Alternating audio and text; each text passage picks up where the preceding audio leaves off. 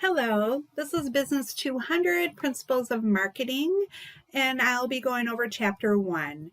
I will be recording these like 15-minute mini lectures for every chapter. So before every class, I want you to read these packets and watch the 10 to 15-minute video before coming to class. Because once you come to class, I'm going to assume you already have this information, and we'll just be, I'll be leading some class discussion. So anyway, this is chapter 1. I won't be reading the slides per se. I'll just be adding some additional information. Some of the slides I'll read depending on how relevant they are. But we'll go ahead and get started. So we're in Unit 1, which is Marketing in the 21st Century, and this is Chapter 1, Why Marketing Matters to You. Here are the why marketing matters to you. Here are the learning objectives we'll be covering for this chapter. Feel free to read them on your own when you read your packets. Every chapter there's an executive perspective that the chapter starts with, so I'm going to go over this information with you real quick. So this is April Slayton. She's a communications director at the National Park Service. At the National Park Service, Slayton serves as the National Park Service's top strategic communications executive and is responsible for planning, directing, and executing national campaigns to convey information about NPS, programs, research, and activities. She uses her background to provide insight in answering the following questions. So what has been the most important thing in making you successful at your job? What advice would you give to a soon-to-be graduate? How is marketing relevant to your role at the National Park Service? And what do you consider your personal brand to be? So I'll go over those answers with you. So her success is understanding the overlapping audiences at play with every message she creates is the most critical component of her success. Her advice is to take advantage of every learning opportunity that comes your way. The marketing that's relevant to her role is the National Park Service's marketing approach and messaging honors the park's primary mission for the benefit and enjoyment of the people. And then her personal brand is positive when possible, humorous when appropriate, and team-oriented always. So, organizations are constantly looking for new ways to create value for customers. If the benefit of the product or service equals or exceeds its costs, the organization has created value. Before I go any further, I should point out that all of these slides have marketing terms here in blue, and they're linked. So if you click on that link, it will take you to the end of the slides where it shows the definition of those terms. So, and you'll need to know those definitions of the terms, but as I'll show you at the end of these slides, there's slides full of definitions for you as well. The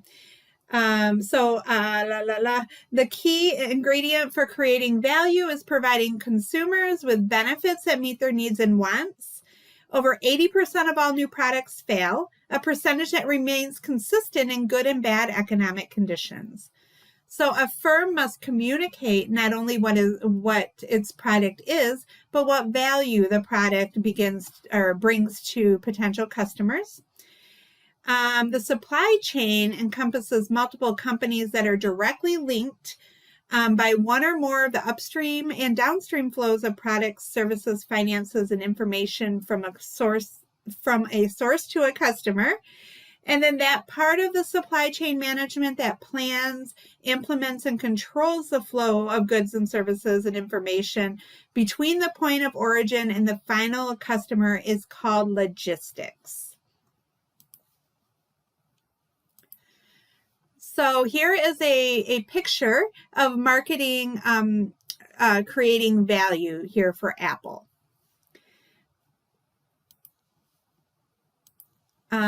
So members of the supply chain can include manufacturers, wholesalers, retailers, transportation companies, and other groups depending on the specific industry.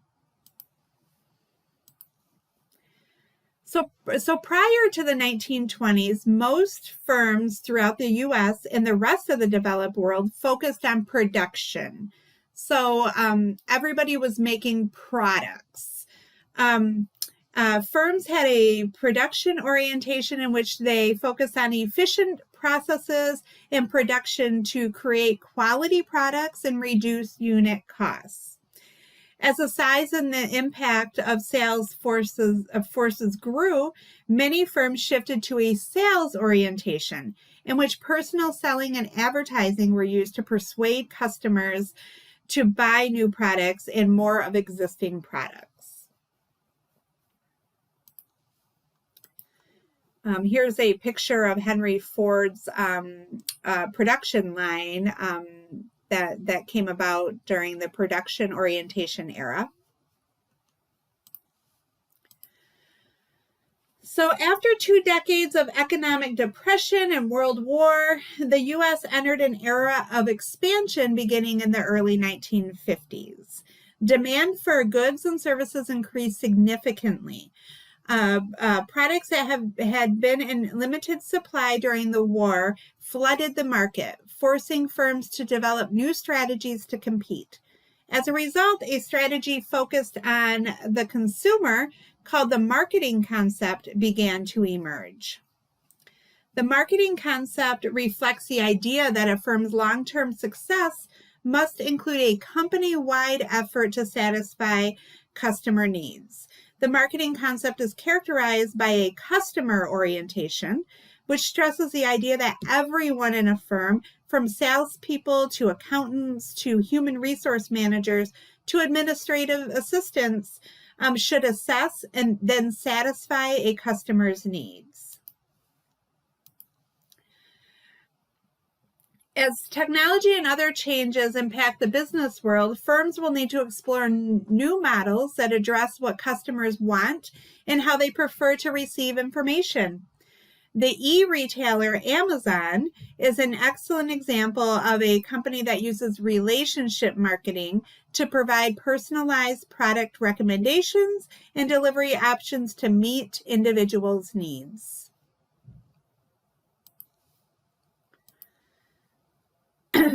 Here's a visual that shows a percentage of U.S. adults who use each social networking site and percentage of U.S. adults who get news from each social networking site.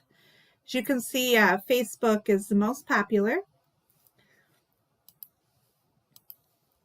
So moving on, marketers create value for customers when they develop products that allow customers to satisfy their needs and wants through exchange relationships. Exchange happens when a buyer and seller trade things of value, usually money, so that each is better off as a result. Needs are states of felt deprivation. Consumers feel deprived when they lack something useful or desirable like food, clothing, shelter, transportation, and safety. Marketers do not create needs. They are a basic part of our human makeup. Wants are the form that human needs take as they are shaped by personality, culture, and buying situation. Wants are influenced by numerous things, including a consumer's family, job, and background. The better a firm understands the difference between customers' needs and wants, the more effectively it can target its message and convince consumers to buy its goods or services. For the simple reason that the firm offering will meet its customer needs and wants better than any competing goods or services. Evaluating customer needs and wants must be done through an ethical framework to avoid potential problems for the firm and society as a whole. The distinction between needs and wants is important and not always black and white. Marketers focus on providing products that fulfill customer wants, which in turn satisfy their underlying needs.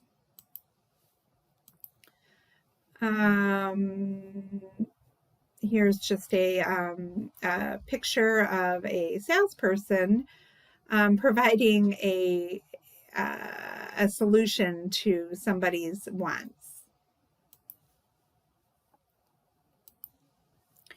So the marketing mix.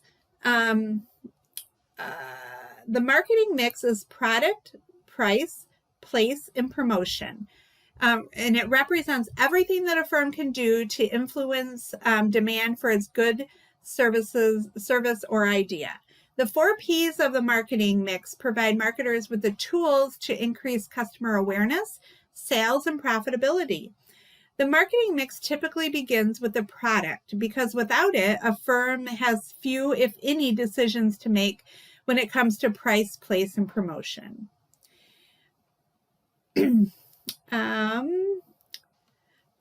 Product is a specific combination of goods, services, or ideas that a firm offers to consumers.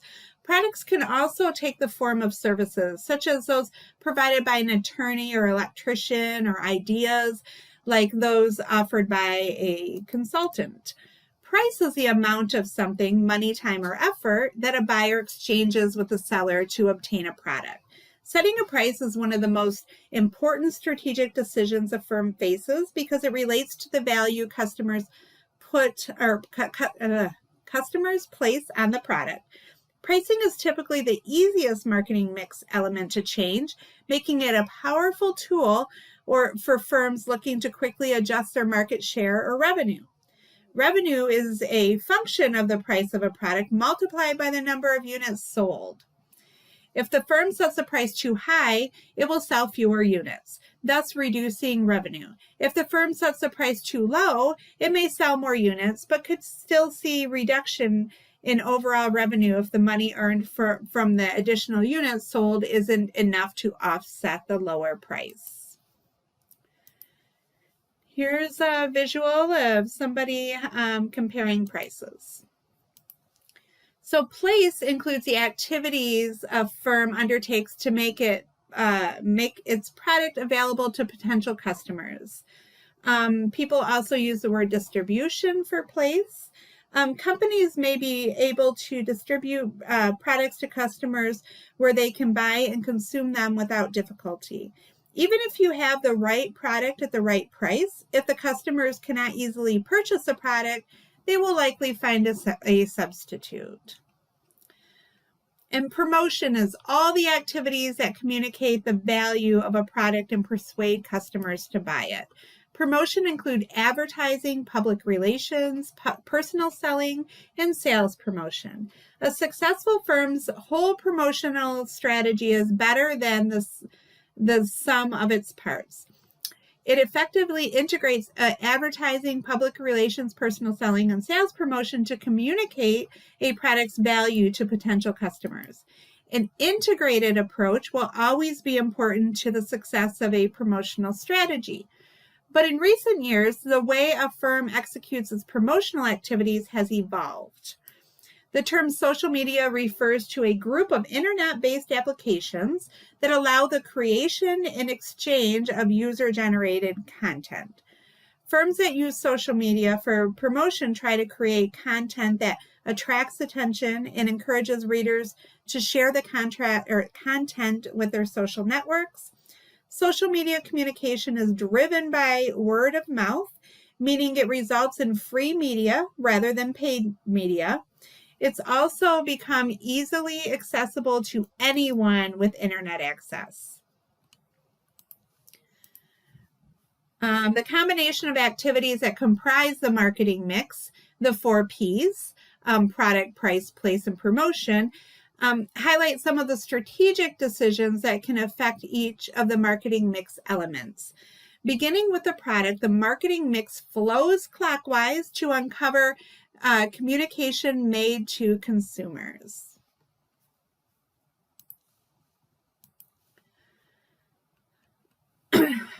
Global forces impact everything we do in marketing, from pricing to product development to supply chain management. Much of the growth in U.S. firms, ranging from Walmart to General Motors, comes from their expansion into international markets. 10.7 million jobs in the U.S. are directly supported by exports. In 2017, total U.S. exports were worth more than $2.32 trillion. The United States is the world's leading exporter. Products ranging from medical instruments to refined petroleum and leading importer of cars, computers, and smartphones. Exports account for 12% of the total U.S. economy. The idea of globalization, the increased interconnected nature of the world economy, evokes different reactions from different people. International trade agreements such as NAFTA that relax trade restrictions between the U.S., Canada, and Mexico can be viewed both positively and negatively depending on an individual's circumstances. Less than 5% of the world's population lives in the U.S., which leads marketers to seek ways to promote and sell their products to the billions of potential customers living outside of the U.S. Global marketing is a marketing strategy that consciously addresses customers, markets, and competition throughout the world. Brand refers to the name, terms, symbols, design, or any combination of that that identifies and differentiates a firm's products. Coca-Cola is one of the most globally active companies. Coca-Cola's marketers have developed products to meet the unique tastes of international customers. Coca-Cola is at the cutting edge of delivering its products to places where global customers can buy them. Whether that means moving bottling operations to Turkey or coordinating deliveries to remote places in Africa. Marketing analytics can be used for issues ranging from justifying how advertising dollars get spent to what to do with large amounts of consumer data that are now available. During 2016 presidential campaign, candidates sought a marketing advantage using analytics. It is anticipated that marketing budgets will almost double the next 3 years for marketing analytics. Marketers should clearly understand the norms, values expected of them and act in a way that reflects their company, their profession, and themselves in a positive, ethical light. The American Marketing Association has published a thorough code of ethics which marketers should read and adhere to. The consequences of not adhering to an ethical code can be serious. Ignoring ethical considerations has destroyed some of the largest companies in the world over the past 15 years, including Enron, telecommunications giant WorldCom, Arthur Andersen, and AIG. Making ethical decisions not only makes good business sense, it can also generate profits even during a recession. We'll talk a little bit more about ethics later in the semester when we have a little bit of additional time. I like to cover the 7 grandfathers teachings and how we can apply those teachings to the marketing world.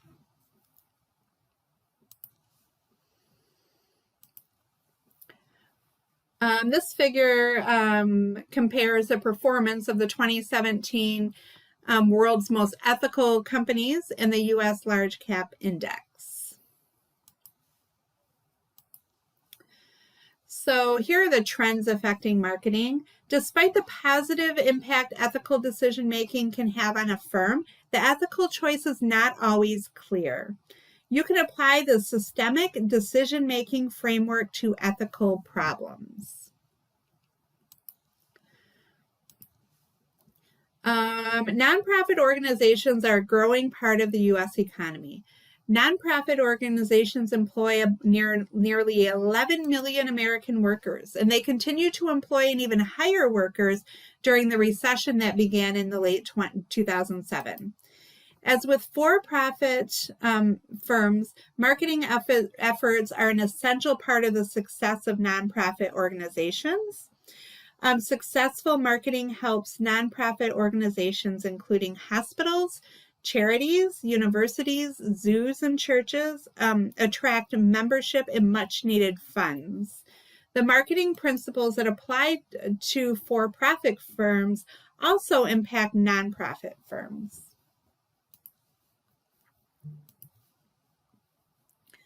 And here's an example of Kay's Jewelers raising donations for St. Jude's Children's Hospital.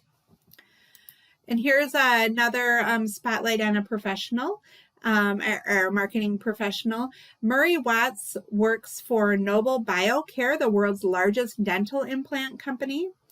And we asked him some questions, and we asked him to describe his job. How did you get the job? What has been the most important thing in making making you successful at your job?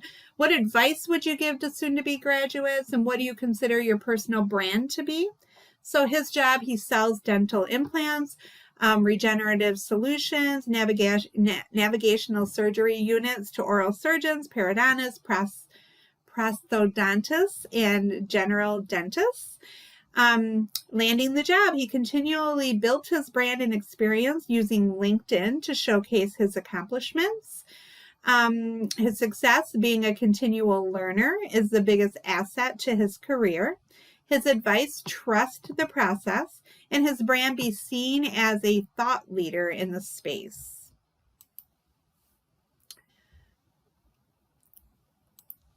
So marketing yourself. Marketing principles are useful for everyone. Marketing principles help you position yourself relative to others competing for the same job. Marketing principles can help you answer the question, why should I hire you? And that is it for this chapter. But I wanted to show you at the end of every chapter, there's a list, a very comprehensive list of the key terms. So they go all the way down here. But also, if you're using your computer to read the slides rather than printing them, I thought I would show you. So here's production orientation. If you hit Control, maybe not. Sorry. If you, I wonder if this will. So, okay, let's say you want to look up the definition to brand. You can click on brand and it will take you directly to the slide that gives that definition. So all the way through this, here's, logistics. There's logistics. You click on that and it will take you directly to that definition. I think that's all I wanted to go over for this chapter. Thank you so much.